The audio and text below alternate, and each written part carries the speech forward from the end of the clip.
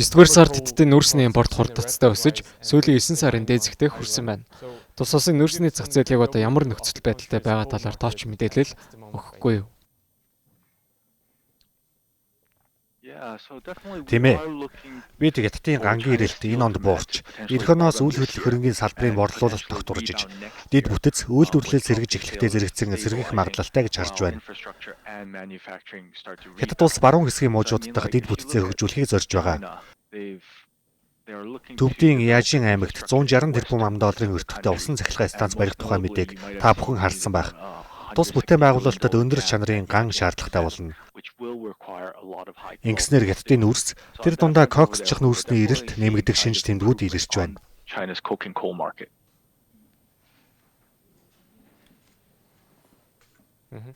Хятадын нүүрсний импортыг задлаад харвал ямар байгаа бол?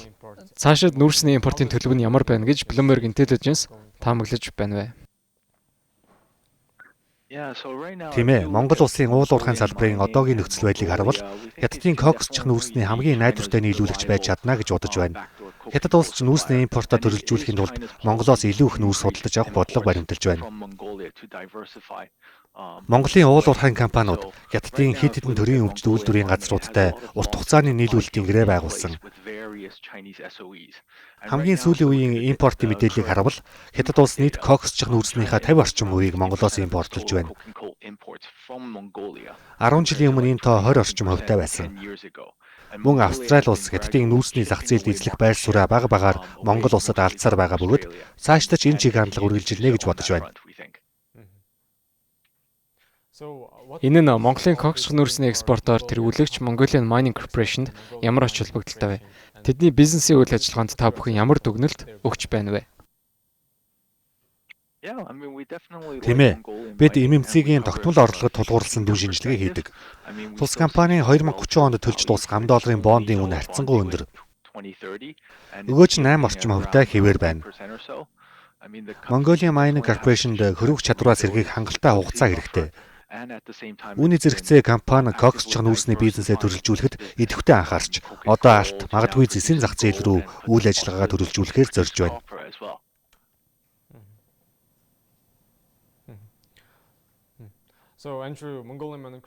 Эндрю, Mongolian Mining Corporation бизнесээ алтны салбар руу төрөлжүүлж хөрөнгө оруулалт хийсэн төсөл нь өнгөрсөн сард анхны алтаа гаргаа авсан байгаа.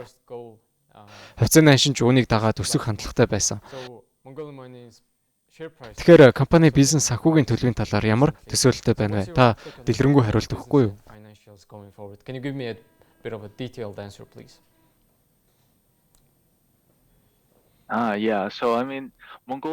Тийм ээ, Mongolian Mining Corporation алтны үн унц нь 2000 ам.доллароос бага байхад алтны төслөө худалдаж авсан нь үнэхээр алсын хараатай шийдвэр байсан. Одоо алтны үн унц нь 4000 ам.долларт авсан нь компани ашигт ажиллагаанд эерэг нөлөө үзүүлэх нь гарцаагүй. Төслийн 1 унц алт олборлох өртөг нь ердөө 1000 орчим ам.доллар байна. Тэгэхээр энэ нь компанийн цаашдын орлогод дэмжлэг болох нь ойлгомжтой. Хятадын коксчих нүүрсний үнийг харуул нэлээд хэлбэлцэлтэй байгаа. Mongolian Mining-ийн хувьд үйл ажиллагаа нь ашиг алдагдaltaгүй break-even түвшинд ойртсон хэвээр байна. Цаашд Хятадын гангийн ирэлт өсөж эхэлбэл энэ нь Mongolian Mining Corporation-ийн орлогод дэмжлэг болох нь амжиггүй. Энэ тал дээр тус компанийн хитэн төлөв нэлээд өөдрөг харагдаж байна.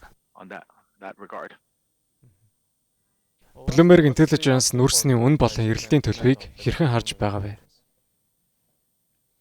Далаагаар тээвэрлсэн коксчих нүүрсний үнийг харуулсан сүүлийн 6, бүр 12 сар гаруй хугацаанд нэлээд их хэлбэлцсэн. Энэ нь Хятад дахь эрэлт бага багаагийн илрэл. Хятадын гангийн эрэлт буюу гангийн үйлдвэрлэл нь дэлхийн нийт гангийн үйлдвэрлэлийн 50 орчим хувийг дангаараа бүрдүүлдэг. Тиймээс нүүрсний зах зээлийн төсөөлөл, ирээдүйн төлөв Хятадын зах зээлээс ихээхэн хамааралтай. Харин Хятадын гангийн эрэлтийн 40 орчим хувийг уналтад ороод байгаа үйл хөдлөх хөрөнгийн зах зээл нь бүрдүүлдэг. Гэтэл одоо үйл хөдлөх хөрөнгийн салбарын гангийн эрэлт 20 гаруй хувьтай л байна. Тиймээс бид одоогоор тус улсын үйл хөдлөлийн борлуулалтын статистикийг анхааралтай ажиглаж байгаа. Сүүлийн үед тодорхой хэмжээнд докторжиж эхэлсэн байна.